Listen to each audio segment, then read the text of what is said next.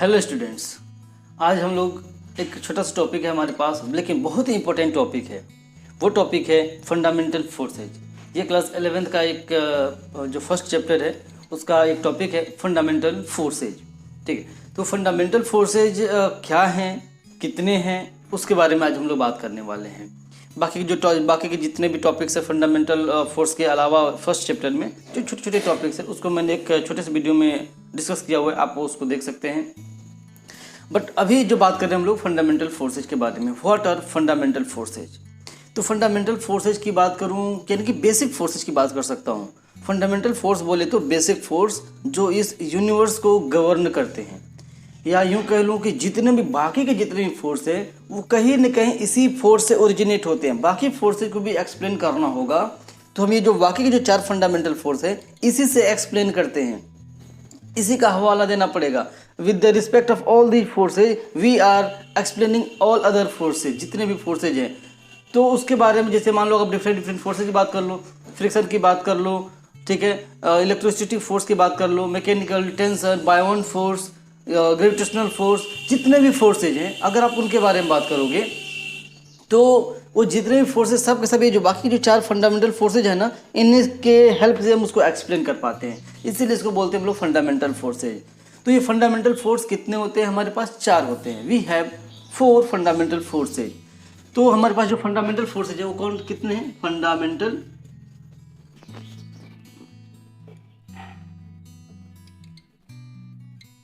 तो जो हमारे पास फंडामेंटल फोर्सेज हैं वो 4 है। हमारे पास फंडामेंटल फोर्सेज हमारे पास 4 हैं। तो पहला फोर्स है हमारे पास जिसके बारे में बात करने वाले हम लोग, ग्रेविटेशन। ठीक, दूसरा क्या हो जाएगा हमारे पास? इलेक्ट्रोस्टैटिक एंड मैग्नेटिज्म कह सकते हैं। ठीक, इसको इलेक्ट्रोमैग्नेटिज्म कहते हैं। इसको एक साथ क्या कहते हैं हम लोग? इलेक्ट्रोमैग्नेटिज्म कहते हैं। ठीक, यहां आते हैं, ये कौन सा फोर्स है? ये है हमारे पास वीक न्यूक्लियर फोर्स। ये वीक न्यूक्लियर फोर्स। ठीक, इसको मैं क्या कहूंगा? इसको कहूंगा स्ट्रॉन्ग, लेकिन यहां बात ध्यान देने वाली होगी, मैं इसको कहूंगा strong inter nuclear force. Strong inter nuclear force. ठीक, तो फंडामेंटल फोर्स में वी हैव दिस 4 फोर्सेज। पहला फोर्स है हमारे पास यहाँ पे ग्रेविटेशनल फोर्स, उसके बाद से इलेक्ट्रोमैग्नेटिक फोर्स, उसके बाद से वीक फोर्स और स्ट्रॉन्ग न्यूक्लियर फोर्स। अभी अगर आप स्क्रीन पे देख पा रहे हो तो यहाँ पे भी 4 फोर्सेज हैं। 4 फोर्सेज में आप देख पा रहे हो कि जो आपका जो ग्रेविटेशनल फोर्स है वो मास के बीच में काम करता है। इलेक्ट्रोमैग्नेटिक फोर्स जो है वो चार्ज पार्टिकल के बीच में काम करता है, और जो आपका वीक न्यूक्लियर फोर्स है ये बीटा पार्टिकल्स या इलेक्ट्रॉन कह लो और न्यूट्रिनो के बीच में लगता है। और स्ट्रॉन्ग इंटर न्यूक्लियर फोर्स आप देख पा रहे हो कि ये हमारे न्यूक्लियॉन्स के बीच में लगता है, जो न्यूट्रॉन और प्रोटॉन जो होते हैं जो न्यूक्लियस के अंदर होते हैं उनके बीच में लगता है। अब इन चारों फोर्सेज के बारे में हम लोग एक एक करके बात करते हैं। यहाँ पे अगर मैं बात करूँ तो इन दोनों को मैं बोलता हूँ, ये जो दोनों हैं इनको बोलते हैं हम लोग मैक्रो। ठीक है ना, मैक्रो फोर्सेज कह सकते हो आप लोग। ठीक है, और ये जो दोनों हैं ये हमारे माइक्रो लेवल पे बात करेंगे। ये किसके बारे में बात करेंगे? माइक्रो लेवल पे। देखो, कोई भी चीज को देखने का ना 2 नजरिया होता है। एक तो आप मोटा मोटी बाहर से देखते हो, ठीक है, ओवरव्यू जो लेते हो बाहर अप टू डाउन, तो वो हमारा माइक्रो लेवल होता है। But when you are keen interested in that कि उसके अंदर इंटरनल लेवल पे क्या हो रहा है, अगर आप न्यूक्लियस लेवल पे बात करोगे, एटॉमिक लेवल पे बात करोगे, तो उस वक्त जो फोर्सेज की बात करेंगे, जिस फिजिक्स की बात करेंगे, वो हमारा माइक्रो फिजिक्स में आता है, माइक्रो लेवल की बात करता है। और जब आप ओवरऑल ओवरव्यू की बात करते हो, apart from nucleus, apart from charge particles, apart from your nucleus, अगर आप बात करते हो तो आपका वो माइक्रो फोर्सेज में आ जाता है। तो इसके बारे में बात करना है तो माइक्रो फोर्सेज में हमारे पास आ जाते हैं ग्रेविटेशन और इलेक्ट्रोमैग्नेटिक, और माइक्रो लेवल पे आ जाते हैं हमारे पास वीक न्यूक्लियर फोर्स और स्ट्रॉन्ग न्यूक्लियर फोर्स। तो इसके बारे में बात करते हैं। सबसे पहले हमारे पास है ग्रेविटेशनल फोर्स। तो ग्रेविटेशनल फोर्स के बारे में जब बात करते हैं, ठीक है, तो ग्रेविटेशनल फोर्स, ठीक है, ग्रेविटेशनल फोर्स क्या है? तो it acts only between masses. It works between all massive particles. तो ऑल मैसिव पार्टिकल्स बोले तो इस यूनिवर्स में हर एक पार्टिकल के पास मास होता है, तो उसके पास क्या हो जाएगा, उसके पास ये it works between all massive particles. यानी यूनिवर्स में जितनी भी चीज़ें आप देखते हो, ठीक है, मैं कुछ पर्टिकुलर पार्टिकल्स के बारे में बात नहीं कर रहा, बाकी जितनी भी चीज़ें हैं हर चीज़ का मास होता है, और उसका मास है तो उनके बीच में क्या करता है, ये हमारे पास ग्रेविटेशनल फोर्स काम करता है। किसने दिया था, ये न्यूटन के द्वारा दिया गया था, इसकी थियरी केपलर ने दिया था, ठीक है। अभी आजकल ग्रेविटेशन का क्वांटाइजेशन रूल आ रहा है, वो अभी लेटेस्ट थियरी है, उसके बारे में बात करेंगे, जो जितनी भी थियरी ग्रेविटेशन को सबको झूठा साबित कर देगा वो, ठीक है। तो ये रहा न्यूटन, ये रहा केपलर, ठीक है, इन लोगों ने अपने नियम दिए इसके लेकर के। उसके बाद इसमें क्या है कि ये ग्रेविटेशन जो फोर्स होता है वो मास के बीच में काम करता है, और जिसका फॉर्मूला होता है वो क्या होता है, Gm1m2/r²। यानी इसका कहने का मतलब ये है कि जो ग्रेविटेशनल फोर्स है वो केवल मास के बीच में काम करता है। अगर ये मास m1 है, ये मास m2 है, तो इनके बीच में एक फोर्स लगेगा, एक अट्रैक्टिव नेचर का फोर्स होगा। यानी कि हमारे पास जो ये ग्रेविटेशनल फोर्स है इसका जो नेचर होता है मोनो नेचर होता है, ये केवल अट्रैक्ट करता है। लेकिन ग्रेविटेशन का जो क्वांटाइजेशन रूल अभी लेटेस्ट थ्योरी अभी इवॉल्व हो रही है, अभी आ रही, पूरी तरह से भी जस्ट उसको वेरीफाई नहीं किया गया, वो कहता है कि रिपल भी करता है। But still the what knowledge we have, still we can say that the gravitational force is of only attractive nature, ठीक है। तो ये केवल अट्रैक्ट करता है, तो एक दूसरे को ये अट्रैक्ट करते हैं, और जो फोर्स का डायरेक्शन होगा वो क्या होगा, इनके सेंटर के अलोंग होगा, इनके सेंटर के अलोंग ये फोर्स लगता है। तो इसके लिए मैं कह सकता हूं gravitational force, gravitation is working along centre, यानी कि ये एक सेंट्रल फोर्स है। ये भी एक क्या है, सेंट्रल फोर्स है, इलेक्ट्रोस्टैटिक फोर्स की जैसे ये भी क्या है, एक सेंट्रल फोर्स है। उसके बाद से क्या है, ये क्या होता है, केवल अट्रैक्टिव नेचर का होता है, ये केवल अट्रैक्टिव नेचर का होता है, ये एक दूसरे को अट्रैक्ट करते हैं। फोर्स का फॉर्मूला क्या है, Gm1m2/r²। जितने फोर्स है ये इसको अट्रैक्ट कर रहा है, उतना ही तेजी से ये इसको भी अट्रैक्ट कर रहा है, एक दूसरे को ये अट्रैक्ट कर रहे होते हैं। और जो इनके फोर्सेज होते हैं इक्वल एंड अपोजिट डायरेक्शन में होते हैं, क्योंकि इस पे जो फोर्स लग रहा है उधर की तरफ, और ये इस पे जो फोर्स लग रहा है वो इधर की तरफ, तो इक्वल एंड ये अपोजिट है। तो ये रहा हमारे पास ग्रेविटेशन के बारे में, ठीक है। ओके, तो ग्रेविटेशनल फोर्स में हमने देखा कि ग्रेविटेशनल फोर्स जो केवल मास के बीच में लगता है, मास नहीं तो ग्रेविटेशन नहीं। ग्रेविटेशनल फोर्स दोनों बॉडीज के सेंटर के अलोंग लगता है, और उनके बीच जो डिस्टेंस लेते हैं वो इनके सेंटर टू सेंटर डिस्टेंस लेते हैं, सेंटर टू सेंटर डिस्टेंस लेते हैं। ये इनके बॉडी के सरफेस के बीच में नहीं, इसके सेंटर से लेकर के इसके सेंटर के बीच का डिस्टेंस लेते हैं। और जो फोर्स है वो प्रोडक्ट ऑफ मास के डायरेक्टली प्रोपोर्शनल है, जो फोर्स है वो प्रोडक्ट ऑफ मास के डायरेक्टली प्रोपोर्शनल है। यानी कि इन दोनों का प्रोडक्ट जितना ज़्यादा आएगा वो फोर्स उतना ज़्यादा लगेगा। फॉर एग्जांपल अगर मैं बात करूं, ये एक 2 kg है, ये एक 4 kg है, मैं बोलूं कि यहाँ पे 3 kg है और यहाँ पे एक 3 kg है, मैं पूछूं कि कहाँ पे किसके, और दोनों के बीच का डिस्टेंस मैं r कर दूं, दोनों के बीच का डिस्टेंस r कर दूं, मैं पूछूं किसके बीच में ज़्यादा फोर्स लग रहा होगा, आप कहोगे कि सर 336। नहीं 336 हमें ऐड नहीं करना है यार, हमें मल्टीप्लाई करना है ना, m1 इंटू m2 करना है। तो m1 इंटू m2 करके देखते हैं, तो 2 इंटू 4 कितना आ रहा है, 8 आ रहा है, और 3 3 जा 9 आ रहा है। तो ये 9 आ रहा है ना, तो प्रोडक्ट ऑफ मास जहाँ पे ज़्यादा है वहाँ पे ग्रेविटेशन फोर्स भी ज़्यादा लगेगा। ये रहा मेरा कहने का मतलब, और डिस्टेंस पे हमारा डिपेंड करता है, जी हमारा ग्रेविटेशनल कांस्टेंट है।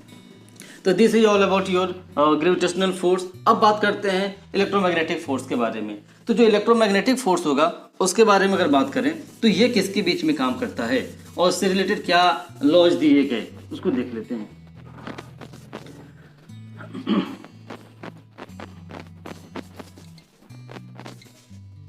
यहां पे बात करूं मैं तो ये जो है it works between all charge particles, ये चार्ज पार्टिकल के बीच में काम करता है, ये केवल चार्ज पार्टिकल के बीच में काम करता है। दूसरी बात, ये भी क्या एक सेंट्रल फोर्स है। अगर इलेक्ट्रिक फोर्स की बात करूं तो ठीक है, मैग्नेटिक तो उसके हिसाब से डिस्ट्रीब्यूट होता है। थर्ड की बात करूं तो ये भी क्या है, ये इसका जो फॉर्मूला लिखोगे वो लिखोगे 1/4 pi epsilon not Q1 Q2 upon R² जब ये चार्ज पार्टिकल यही चार्ज पार्टिकल जब मूव करने लगते हैं, तो जब ये चार्ज पार्टिकल मूव करते हैं तो यही हमारा क्या बनते हैं, करंट बनते हैं, और फिर इनके बीच में भी एक मैग्नेटिक फील्ड क्रिएट होता है। मैग्नेटिक फील्ड की वजह से एक दूसरे पे ये फोर्स प्रोड्यूस करते हैं, ठीक है। और ये भी हमारा क्या हो गया, सेंट्रल फोर्स हो गया। ये किस पे डिपेंड करता है, प्रोडक्ट ऑफ द चार्जेज पे डिपेंड करता है कि चार्जेज का प्रोडक्ट कितना ज़्यादा है। अगर चार्जेज का प्रोडक्ट ज़्यादा होगा तो फोर्स ज़्यादा होगा, और डिस्टेंस अगर ज़्यादा हो जाएगा तो ये उसी हिसाब से ये वेरी कर जाएंगे, ठीक है। चलो भाई, ये हमारे पास इतना टॉपिक रहा। उसके बाद से ये भी जो डिस्टेंस होगा इनके सेंटर टू सेंटर लेते हैं, लेकिन इसका जो नेचर होता है वो अट्रैक्टिव और रिपल्सिव दोनों होता है। ये अट्रैक्टिव और रिपल्सिव दोनों होते हैं, attractive as well as repulsive. तो अट्रैक्टिव रिपल्सिव कब होते हैं ये, अट्रैक्टिव और रिपल्सिव होने के लिए क्या है, अगर दोनों पॉजिटिव चार्ज पार्टिकल्स हैं तो दोनों एक दूसरे को रिपल करने वाले हैं, दोनों माइनस हैं तो रिपल करने वाले हैं, यानी कि सेम चार्ज पार्टिकल्स होंगे तो रिपल्सन होगा, और अपोजिट चार्ज पार्टिकल्स होंगे तो इनके बीच में अट्रैक्शन होने वाला है। करंट के बारे में बात कर लूँ, अगर करंट या ऊपर की तरफ फ्लो कर रहा है, इसमें भी करंट ऊपर की तरफ फ्लो कर रहा है, तो इसकी वजह से अगर यहाँ पे अगर डायरेक्शन देखा जाए तो इसकी वजह से डायरेक्शन देखा जाए तो ये बाहर की तरफ डायरेक्शन हो जाएगा, इसकी वजह से देखा जाए तो अंदर की तरफ हो जाएगा ये। और एक तरह से कुल मिला जुला करके दोनों एक दूसरे को क्या करने वाले हैं, ये इस पे डायरेक्शन बाहर की तरफ है, जिस पे फोर्स लगेगा तो अपने फिंगर को स्ट्रेच करके देखो तो इस पे फोर्स इधर लगने वाला है, इसकी वजह से इस पे फोर्स इधर लगने वाला है, यानी कि यहाँ पे अट्रैक्शन होगा।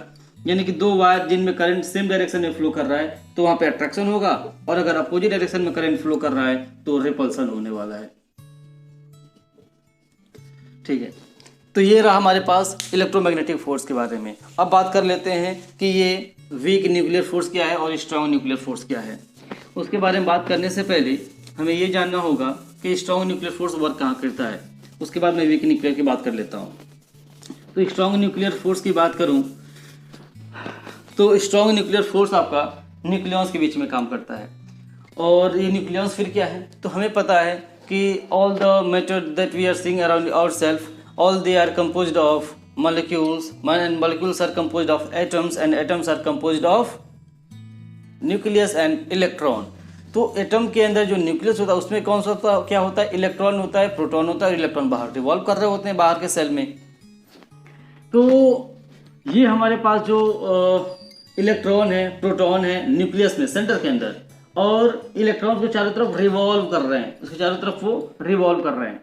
तो होगा क्या, ये स्ट्रक्चर आप सामने देख पा रहे हो, इसमें देखो तो ये न्यूक्लियस है, उसमें आपका इलेक्ट्रॉन है, न्यूक्लियस में आपका न्यूट्रॉन है और प्रोटॉन है, और बाहर क्या है, इलेक्ट्रॉन रिवॉल्व कर रहे हैं डिफरेंट सेल में। उससे रिलेटेड ढेर सारी थियरीज हैं, हुंस है, पॉली है, और पता नहीं ढेर सारे हैं उसमें। वो सारी चीज़ें होने के बाद तो वो मैं अभी इंटरेस्टेड हूँ उसके न्यूक्लियस में। तो उसके न्यूक्लियस में अगर मैं इंटरेस्टेड हूँ तो उसके न्यूक्लियस को अगर मैं ज़्यादा ध्यान से देखूँ तो मुझे पता चलेगा कि जो न्यूक्लियस है, न्यूक्लियस में क्या है, न्यूट्रॉन है और प्रोटॉन है, ठीक है। अभी हम लोग ने देखा इलेक्ट्रोमैग्नेटिक फोर्स में कि दो जो चार्ज पार्टिकल्स थे इनके बीच में क्या हो रहा है, रिपल्सन हो रहा है, ठीक है। सेम चार्ज पार्टिकल के बीच में रिपल्सन और अपोजिट चार्ज पार्टिकल के बीच में अट्रैक्शन हो रहा था।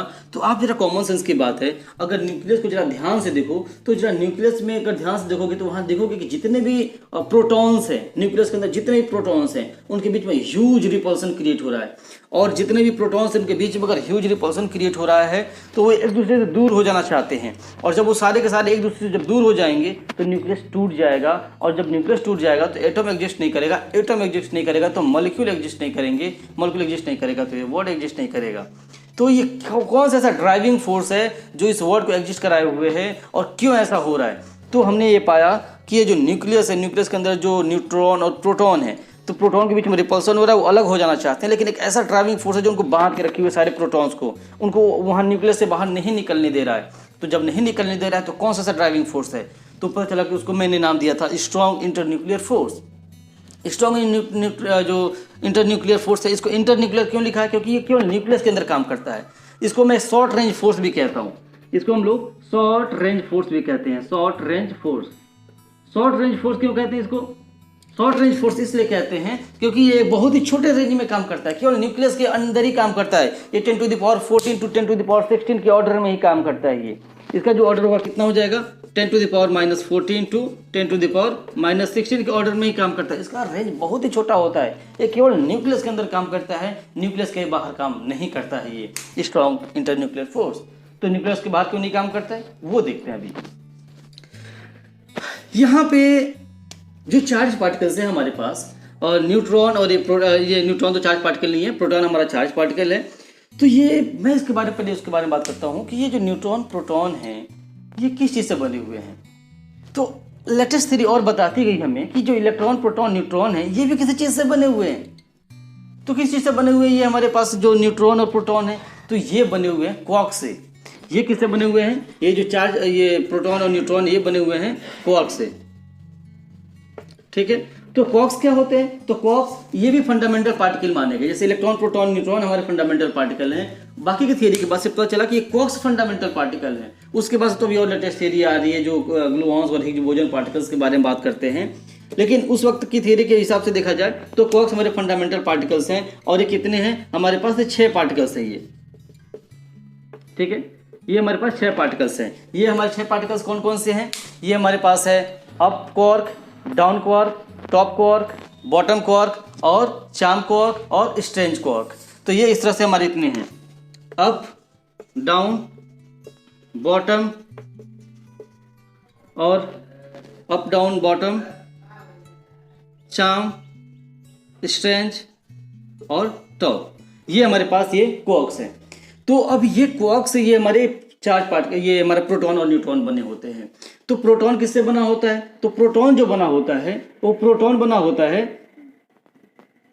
2 अप क्वार्क से और 1 डाउन क्वार्क से। और जो न्यूट्रॉन बना होता है वो बना होता है 2 डाउन क्वार्क से और 1 अप क्वार्क से। ये इनका कंपोजिशन है, ये इन क्वार्क से बने हुए हैं, ठीक है। और ये जो क्वार्क होते हैं क्वार्क से रिस्पॉन्सिबल हैं, जिसकी वजह से हमारा स्ट्रॉन्ग इंटरन्यूक्लियर फोर्स जनरेट होता है।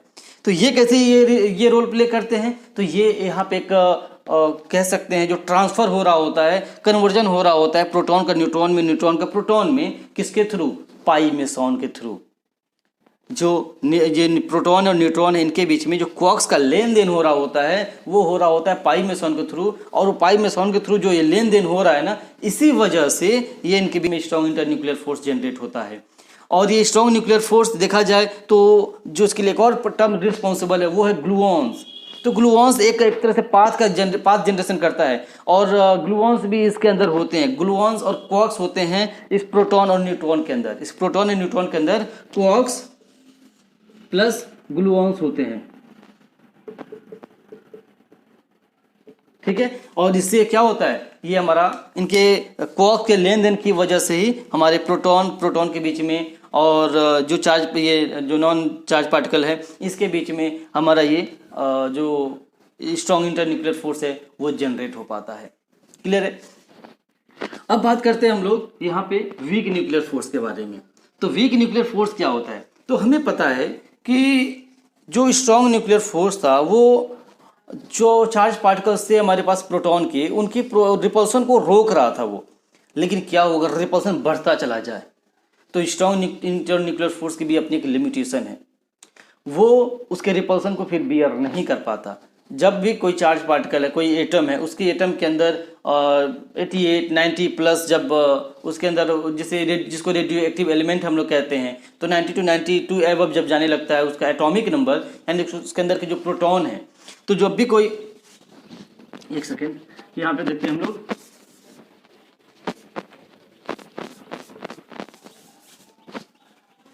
यहाँ पे जो वीक न्यूक्लियर फोर्स है, अगर मान लो कोई एटम है, एटम के अंदर जो प्रोटॉन्स है वो अगर 90 प्लस प्रोटॉन्स होने लगे तो सोचो इनके बीच में रिपल्सन बहुत ज़्यादा होगा। रिपल्सन ये क्या करेंगे, एक दूसरे को ये बहुत ज़्यादा रिपल करेंगे।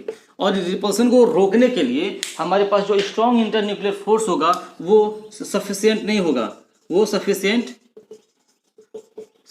नहीं होगा। वो अगर वो सफिशियंट नहीं होगा तो फिर क्या होगी, हमें ये जो न्यूक्लियस है ये एक तरह का रेडिएशन जनरेट करता है। क्या करता है, ये एक तरह का रेडिएशन जनरेट करता है, ठीक है। तो रेडिएशन क्या होता है, ये रेडिएशन में 3 तरह के पार्टिकल, ये 3 तरह की चीजें इसमें से जनरेट होती हैं मैक्सिमम।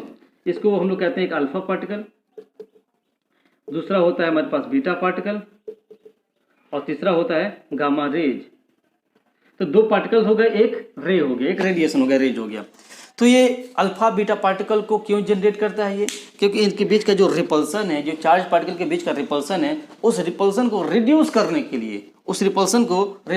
के लिए क्या करता है, अपने अंदर से कुछ अल्फा पार्टिकल्स, कुछ बीटा पार्टिकल्स को निकाल देता है ताकि इसका जो न्यूक्लियस है लाइट हो जाए, हल्का हो जाए। अल्फा पार्टिकल निकलता है तो 2 प्रोटॉन की कमी होती है और ये हमारी चार्ज उसके एटॉमिक मास की कमी हो जाती है।